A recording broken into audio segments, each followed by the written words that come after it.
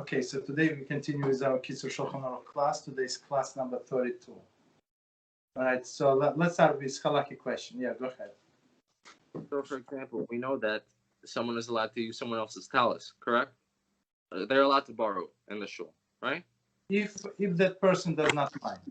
Exactly. So the rule is so basically people like to do mitzvah. So other would do mitzvah is their stuff. Yeah. So we can infer, we can assume, correct? We can assume unless we know otherwise. Correct. Exactly.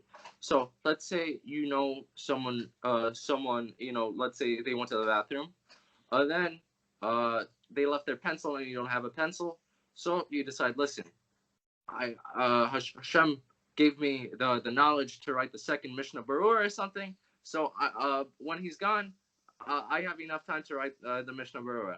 And so, are you allowed to take his pencil or no? Because he doesn't get the lead back, he doesn't get the ink back, for example. Mm-hmm. So usually all of this, I mean, if he's in the bathroom for a few minutes, so you're not going to use too much of his pencil. Let's say even if he's gone for a day. Let's say he's gone for a day. He has to do some errands or something. So I would say it depends on the person. So if he's a very particular, that's a big problem. So you're not allowed to use. But for a normal person, there is no problem. I mean, you wrote something. He's not going to finish this pencil in 10 years. Understood. So it depends on the person. So basically, the theft, the definition of the theft is if the owner does mind, you taking it. But for example, like you said about the pencil, it's going to take someone a lot of years to finish it, right? But someone can have, I don't know, $1 billion, and he'll still mind if you take $1 million. Almost any person will mind if you take $1 million, but he's still going to take a lot of time to finish using that money, though. No. But the price of the pencil is negligible. So it's very small. That's why people do not mind. But for example, I'll give you one example. If I don't mind, even if I don't mind that somebody would take my pencil, but if somebody is going to chew on my pencil and put it in his mouth, I do mind. Or scratch himself with that. I mind very much. Understood. So one more thing. Let's say we know that if you regret doing a mitzvah, you don't get the mitzvah, correct? You don't get the reward. Yeah. Mm-hmm.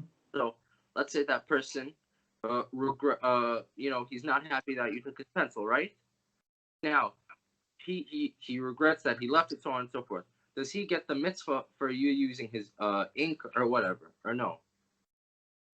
What is the mitzvah? That somebody's using my pencil? The mitzvah is someone used your property to do a mitzvah. And okay, so somebody used my property to do a mitzvah, and if I mind, I don't get the mitzvah. That's what you're saying? Exactly. Do you still get the reward of the mitzvah if you mind, because you regretted putting the pencil down? You regretted that you let him have it. I'm not sure if there is. Okay, so he did the mitzvah with my utensil. So basically, what reward do I get if somebody did the mitzvah with my utensil? Without my utensil, he would not be able to do a mitzvah. Someone only has two choices. He's either happy because he gets the mitzvah, or he's sad that he lost the lead or ink, and so he forfeits the mitzvah.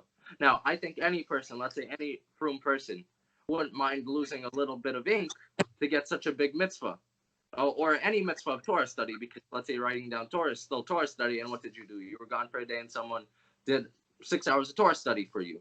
So someone could also infer that it's always allowed, because nobody would let go of such a mitzvah to study Torah for 6 hours a day for no worry. I would say, again, it depends who is writing. If it's a big rabbi, if it's no non-scholar, that his Torah words or something, yes, I would say yes. There's no problem. So nobody will doing that. But if some I don't know, guy that it did not write Torah thoughts, but draw a picture. I would say you're right about, let's say, a guy or something like that, but for any religious person, now, they might not like studying Torah, they might like being on their phone some more, but either way, they still understand Torah study is Torah study. No, not everybody understands. I sent today to one of the groups. This HaShem back took back his millions, and somebody religious guy, he said, "What is it now? A new propaganda?" That's what he said. Uh-huh. So to say that everybody appreciate, I would not say. I would not bet on it too much. Then I would say like this. Let's say not everybody appreciates Torah study, correct? Yes. Okay. But it would be okay if you took his pencil inside of shul or you took it inside of kollel. Why?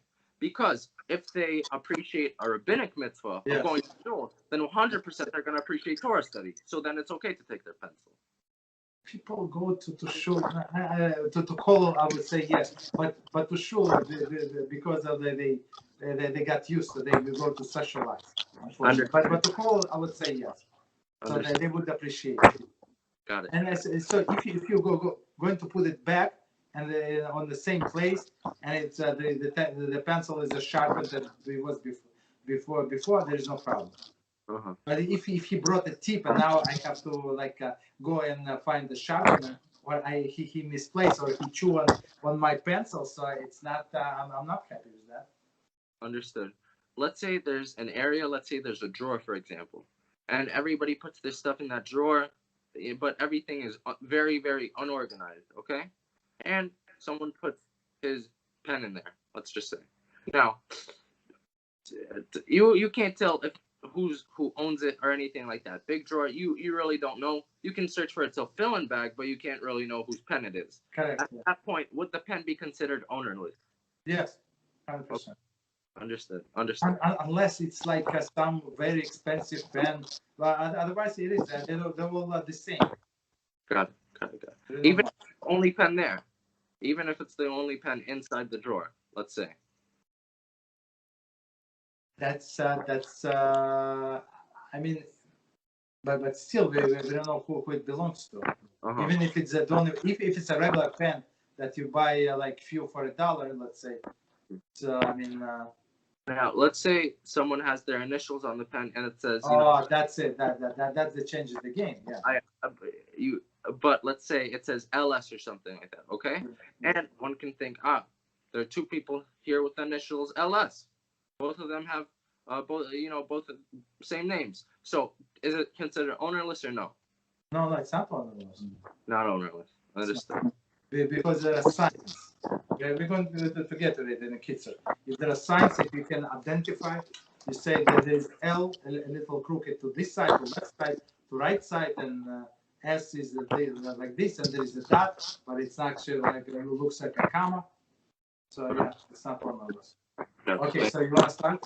Yeah, of course. Okay, so we're on page 108. Somehow, there is a lot of background noise on your site. Maybe if you don't. Okay, but okay. So let's start. 108. 108.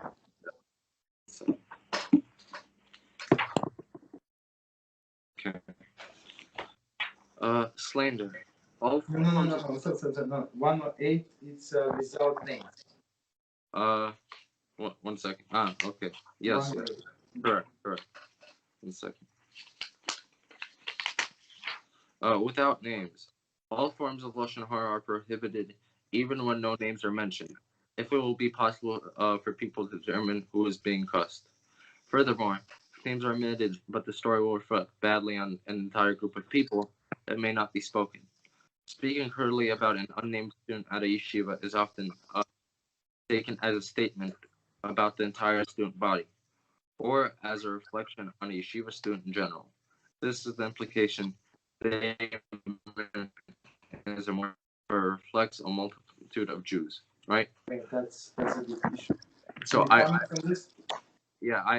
this question.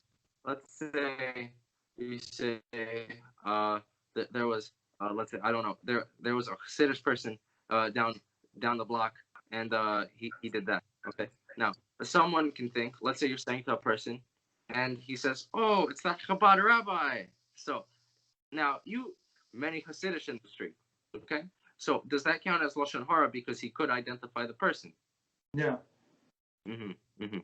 But the only reason you could identify him is because of his own presumption, not because you actually gave some crazy clue or intended to give him a clue. But it's a clue enough to generalize for him. So all of them are like that. This is not true.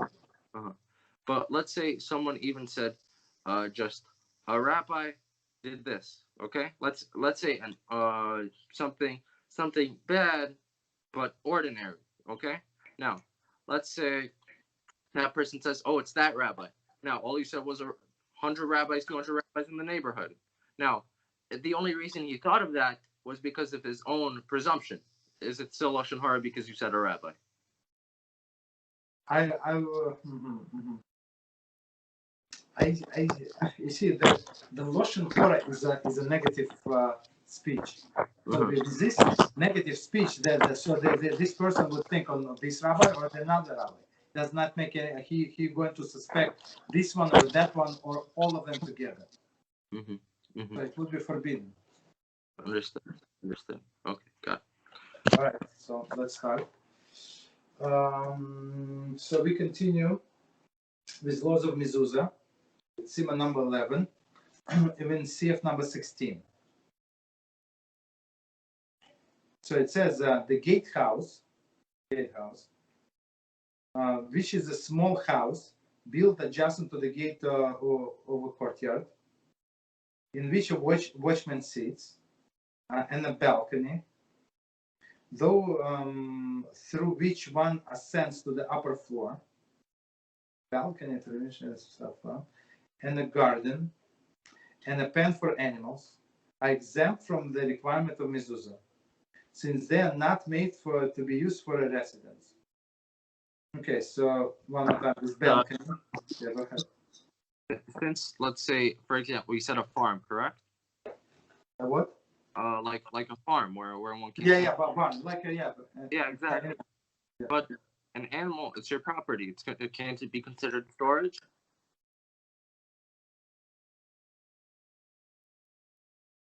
Like a storage of your properties. Yeah, just 1 second. Seats. In the upper floor, the garden, and the pen for animals, exempt from requirement of Mezuzah, since they are not made to be used as a residence. So the storage, like when you say storage, let's say you have this barrel of the wine, or some boxes you have, right? So technically you can put your bed and sleep there, but with your horses or sheep, the person is not going to sleep.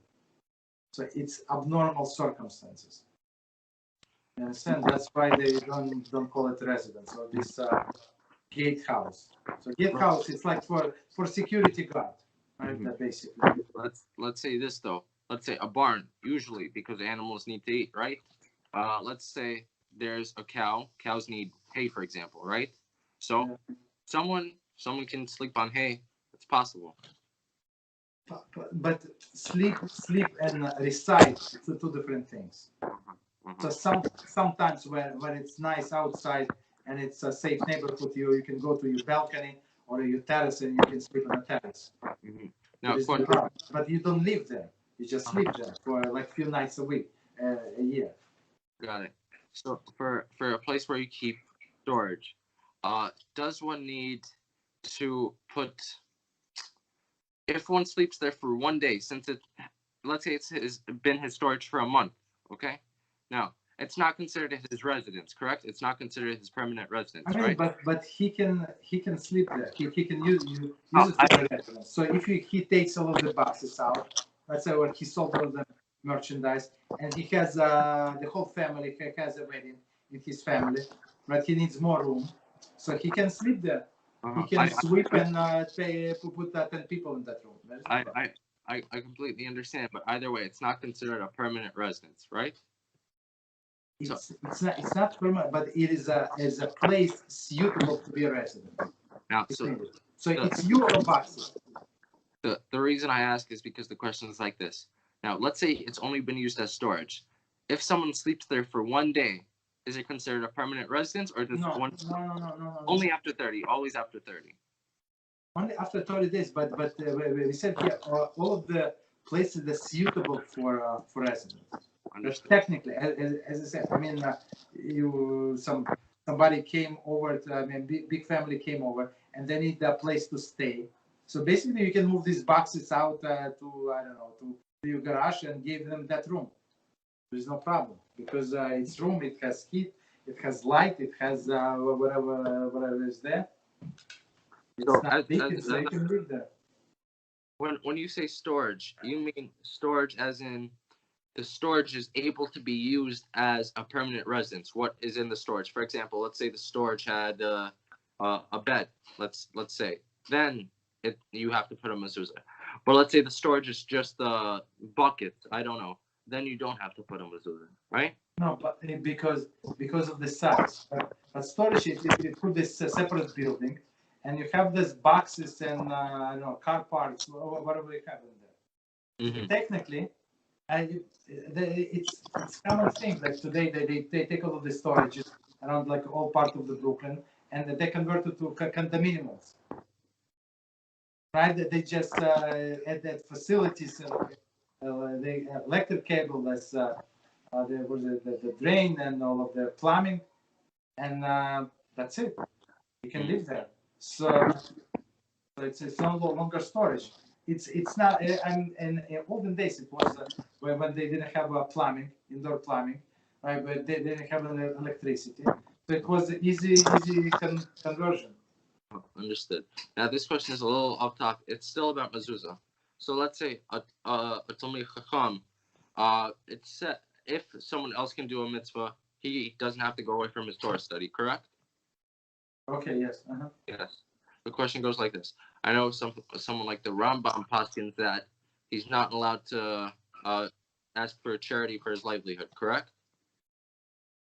The Talmid Chacham? Okay, yes. Yeah. So, let's say, is he allowed to ask, is he allowed to get someone to donate for his mezuzah, though, for a mitzvah, for that type of mitzvah? So people can donate whatever they want. Donation is like a gift. You can accept gifts all day round. Exactly. The Rambam says you're not allowed to accept gifts from others as your livelihood. No? I think, okay, so that's what he said. It is true, but we don't pass him like Rambam in this case. Mm-hmm. Right? So we say that... What would the Rambam paskin in this case that I'm talking about? Would someone be allowed to pay for his mezuzah or no? He can pay for his mezuzah, but you can always accept gifts. Somebody wants to give you a gift. Okay. So somebody came over to your house and he brought you a box of chocolates. It's not like you're hungry. You understand? So he wants to give you a gift. Maybe you have 6 boxes of chocolate. He brought you a watermelon. You have 2 watermelons in your refrigerator. You don't need a watermelon. You have money. Yeah, you understand? But he can give you a gift. There is no contradiction. Yeah, I understand. But let's say with someone like, I think the Rambam would allow that. He just won't allow money because money can be used for one's livelihood. Now, chocolates, you're not going to really use them for one's actual livelihood. Okay. So, in this case, is one allowed to use the hashkafa? Let's say he could pay for the mezuzah, right? But, and the mezuzah is his mitzvah, 100% his mitzvah. But Talmid Chacham thinks, even though he's a Talmid Chacham, thinks, listen, I'm a big rabbi. I don't have to go away and do this mitzvah, even though it's a personal mitzvah, because someone's going to pay for it and someone's going to put a mezuzah on for me. Is that allowed or no? To think like that. To think like somebody should get him a mezuzah? Yeah, someone's going to... Yeah, go ahead. No, yeah, someone's going to do it for me. Even though it's my personal mitzvah, someone can do it for me. Okay, so the mitzvah is to attach mezuzah to your doorpost. So you can always assign somebody as your shliach, as somebody who's working here for you, right? Mm-hmm. As your messenger is the right word. So the shliach / messenger can do many things for you, and it's count like you did. I mean, not all of the rabbis know how to use hammer or how to use drill and to screw in this mezuzah. Not everybody. So they would pay somebody, or somebody would do it for free. I did many mezuzahs in my life, right? For elderly ladies, somebody somebody do not know. Even men, not every man know how how to handle the drill. But I would say there's a small difference over here in the example of what you're saying. The shliach, the rabbi who, let's say, doesn't know how to put on a mezuzah, he exerts effort because he can't do it by himself. He needs someone else to do it. In my scenario, I'm saying there's a rabbi. He simply doesn't put in any effort. Oh, no. Okay. I apologize. So I probably missed that part. So if he thinks that somebody is going to do it for him, that's absolutely wrong. No. Understood. So his effort is to find somebody who is going to do it for him, and then it's going to count his mitzvahs. Got it. Understood. Okay, so last question. Let's say someone else puts a door. You put absolutely no effort. You didn't even know this person was coming to your house, and he puts a mezuzah on your doorpost. Okay. Now, is there an argument that you still get a part of his mitzvah for putting on the mezuzah, because he wouldn't be able to put on a mezuzah in the first place if you didn't have a doorpost? Could you repeat this question again? Okay. Now, I got so somebody came and I did not know, and he put out the mezuzah. Okay, continue from here. You put in absolutely no effort, and so I'm saying, and so does that person get the reward of the mitzvah, because the person who put it on wouldn't be able to put it on if he didn't have a doorpost in the first place. The only reason he had a doorpost was because of that person. Your question. So basically, let me answer maybe a different answer from what you're asking. So this guy who had this mezuzah installed by somebody else, he's not getting mitzvah for installing mezuzah, but he's getting protection from mezuzah, like side effects. So for example, you move into new apartment, and there were mezuzahs there. The Jewish owner. So are you getting the mitzvah of installing mezuzah? Absolutely not. But See, mezuzahs. I'm saying let's say there's a rich person, right? Then there's someone who wants to put a mezuzah on his house, and the rich person is like, listen, I don't care if you put on a mezuzah, if you want to put on a mezuzah. I'm saying, does he get the direct reward of the mitzvah, since that person who put on the mezuzah, he couldn't put on the mezuzah in the first place if there was no doorpost. The only reason he was able to put on the mezuzah was because that person had the doorpost. So he has to get some reward in the direct mitzvah.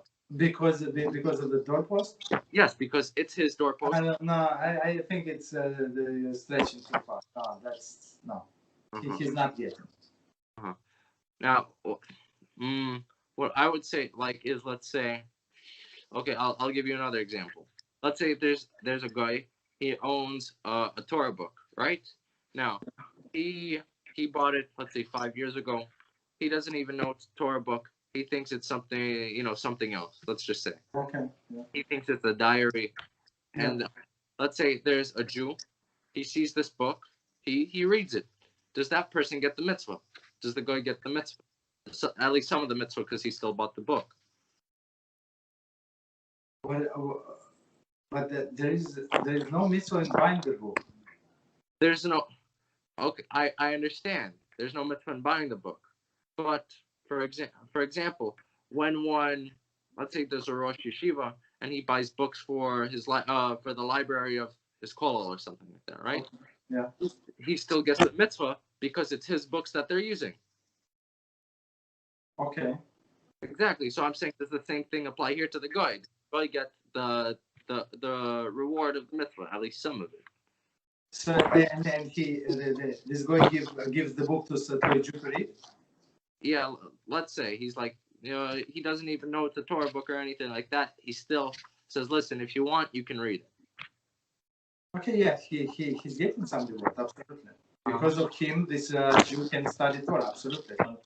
Exactly. So I can say the exact same thing in the thing about the mezuzah. Because of him, because he bought the doorpost, because he bought the door, now he can put on a mezuzah.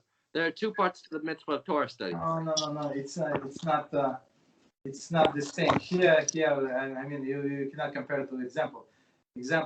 Here is a book. It's a direct benefit. So one gives explicitly to another. But in that case, as I understand from your example, the rich man is not aware of what's going on. He has just a door without mezuzah. So another guy comes and hangs the mezuzah. Now, so it's not one-to-one. Yeah, in the second example of the rich person, he is aware that the person is going to put on the mezuzah, but he says, "Listen, I don't care if you put on the mezuzah. If you don't put on the mezuzah." Now, does he still get some reward? Not at all. Understood. Got it. So basically, if somebody said, "I do not care," it's like it's disrespect to the mitzvah. And somebody did mitzvah for him, how can he get the reward? Not fair. Okay. So let's continue. So we say. So let's read this piece again. The Gatehouse, we said where security guard sits, which is a small house built adjacent to the gate of the courtyard, in which the watchman sits, and a balcony through which one ascends to the upper floor, okay, and a garden, and a pen of animals. So garden meaning that garden can be surrounded by a fence, right? And it could be a door, like with a door post and stuff like that. So yeah, but you don't put mezuzah. A garden and a pen for animals are exempt from the requirement of mezuzah. Okay, since they are not made to be used for a residence. Okay, as we said. However, if there is a house or a room that does require mezuzah, that is open to one of the above, meaning the house is open to this this balcony above, or to a pavilion. Pavilion, we said the definition of pavilion is like large area, and one side is open, or walls do not reach all the way to the ceiling. That's pavilion. Okay, 1 second. Or a pavilion, comment in. There is to a pavilion that would otherwise not require mezuzah. See previous year. Okay. So, but if your house is leading to the balcony, leading to this pavilion, or to I don't want to say that to the animal. Even in olden days, I think the animal pens were adjacent to the house, so he would put this mezuzah, but not because of the second room, balcony or animal pen, but because of this room that I coming from. So continue. Then they require mezuzah, even on those entrances through which people enter from a public domain. Okay, so basically what it says, that if he goes, there is some kind of, I don't know, like I'm thinking about the example, but I cannot imagine like any good examples. Like there is some kind of pavilion, so you cross it and then you go into the house. So in this case, you would need mezuzah, but I would say this mezuzah is for the house. It's not for this. It's like the first entrance to the house. That's the way I see it. Okay. So continue. Therefore, the gates of the courtyard, and the gates to the street, and the gates of the provinces and cities all require mezuzah. Since the houses or rooms that do not require mezuzah open onto them. So we're going to let's read it again, but I think we said it before. I mean, it was similar idea. So one more time. Therefore, the gates of the courtyard. So all of the gates of the courtyard, they required mezuzah, and the gates of the streets So there is some streets. I think there's some gates in there, right? So the streets and the gates of the province and the cities all require mezuzah, since the houses and the rooms that do require mezuzah open onto them. But I would say it's. I mean, for me, it's easier to understand opposite way. Like, because this house requires mezuzah, so you put mezuzah on the entrance and you go through this thing into your house. That's why you have mezuzah in the house. Okay, but gates of the courtyard. So okay, gates of the province, the city. So they all require mezuzah. Okay. Continue. The above halacha applies even to 10 houses or a room, each of which open to the next.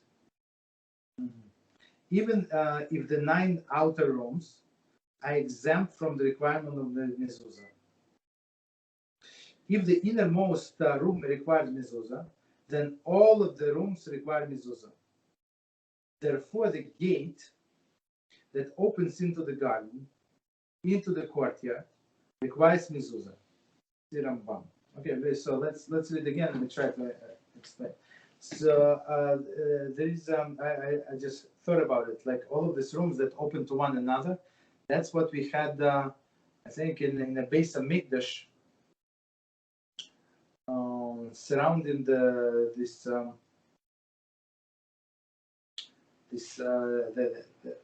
base of Mikdash building itself. There was a like special storage room, and it was the way I understand, it's like 2 or 3 floors. I think 3 floors, and all of them were connected through the door, right? I'm not sure if there were doors or they were open spaces without the door, but it was separate rooms, and you could go like on floor 1, floor 2, floor 3, from one room to another through them. So in this case, you would require mezuzahs on all of these doors. Okay, so one more time. One second. The above halacha applies even to 10 houses or rooms. So meaning these 10 houses are attached, and somehow you can go through one to another. Right? Each of which are open to the next. Okay. Even if the 9 outer rooms, I would say that sometimes I think I have a good example. So in the hotels. So many times you have your hotel room, and between the 2 rooms you have a door. Why? Because somebody can buy two rooms, and they can open the door and they can share. So many people be like in one big room. So basically, since this door were created like to build to open, they can combine, even not combine. Even you can go from one to another, so you would need mezuzahs on all of these doors. I didn't see this in Israel, but for sure I saw it many times in America. Okay. So one more time. Even if the 9 outer rooms exempt from requirement of mezuzah, exempt in my understanding, it's like maybe a smaller room, not big enough. If the innermost room requires mezuzah, then all of the rooms require mezuzah. Meaning that you're trying to get there, to that innermost room. Therefore, the gate that opens from the garden into the courtyard requires mezuzah. Okay, so see Rambam. Rambam in Hilchas Mezuzah 6 say, although the gate would not require mezuzah in its capacity as the entrance to the garden, right, as we said before, since it leads to the courtyard. So to the garden you would not need, but to courtyard you would need. Since it leads to the courtyard, which in turn leads to the house, so it's one leads to another, like so a courtyard leads to the house, leads to the house that requires mezuzah.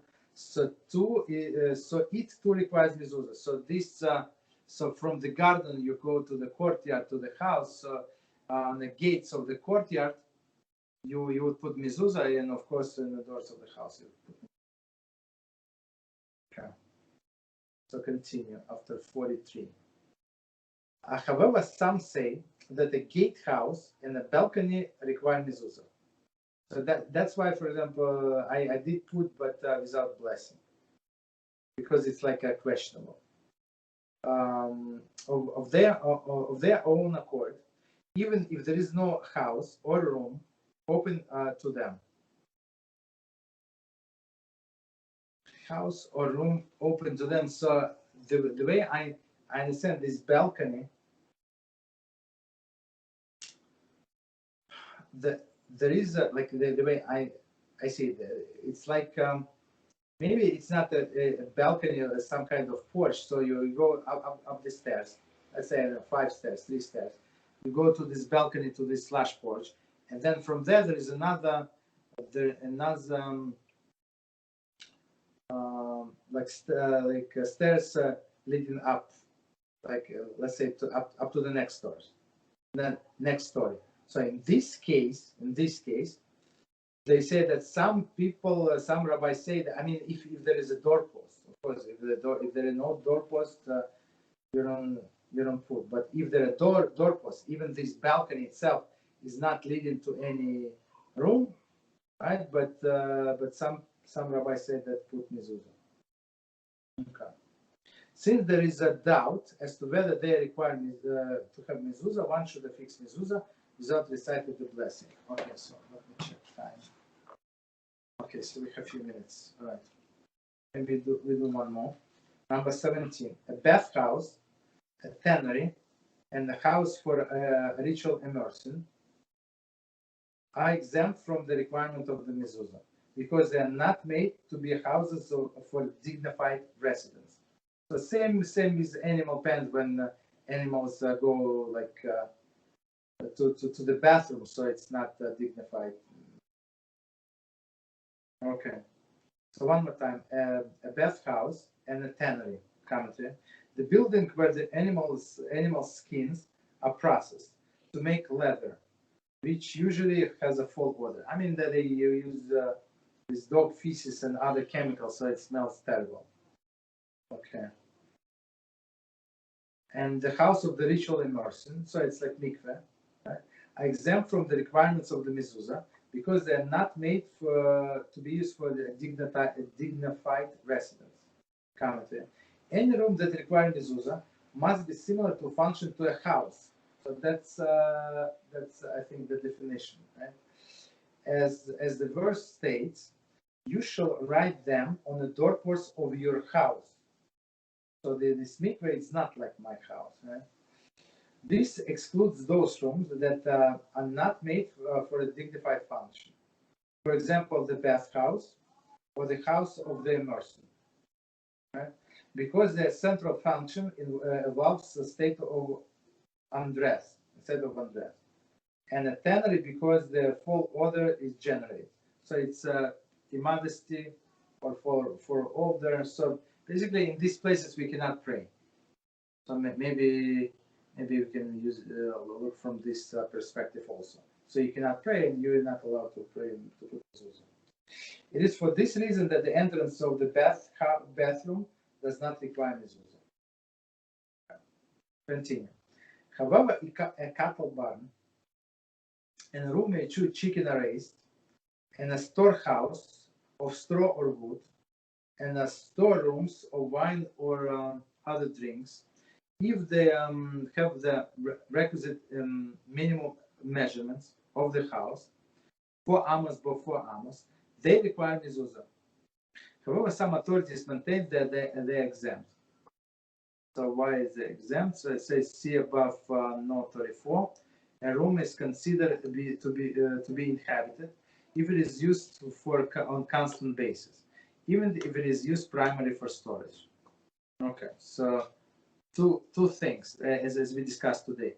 So one thing that even if it's not like suitable for a person to live there, but he decided I'm going to stay there, like for 30 days. So after the 30 days, he would require, or if he decided that I'm going to stay here 2 months, so he's required to put a mezuzah.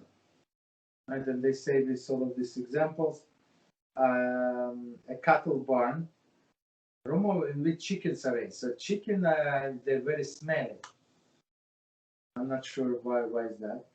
And the storehouses of straw or wood. Okay, storehouse of straw or wood, of course, as we said before, if you need room for a guest, so you can move it outside or, I don't know, to another place, there's no problem. A storehouse of wine or other drinks, that's for sure. If they have a required minimum measurement of the house, 4 amas by 4 amas, they require mezuzah. Okay. However, some authorities maintain that they're exempt. Okay, an exempt commentary. According to this opinion, Rambam Hilchas Mezuzah 6.7, a room does not require mezuzah if it is used only for storage. Okay. So Rambam said not required.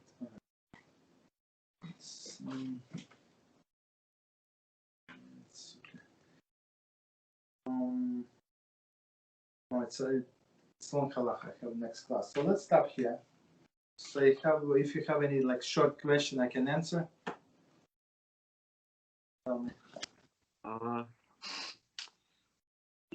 Short? Not really. Till next No, time. maybe I have 2 minutes. I have 2 minutes. Okay. So remember that. Okay. What I said about the partial with the Ben Ish Chai thing, I'll re-say it.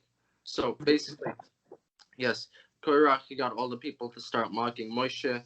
How did he do it? He said, "We all deserve. We all deserve prophecy. We don't need a leader, right?" Yeah. Mm-hmm. I said, Ben Ish Chai said there's a lot. Ben Ish Chai said in Perkei Avot, I used it over here.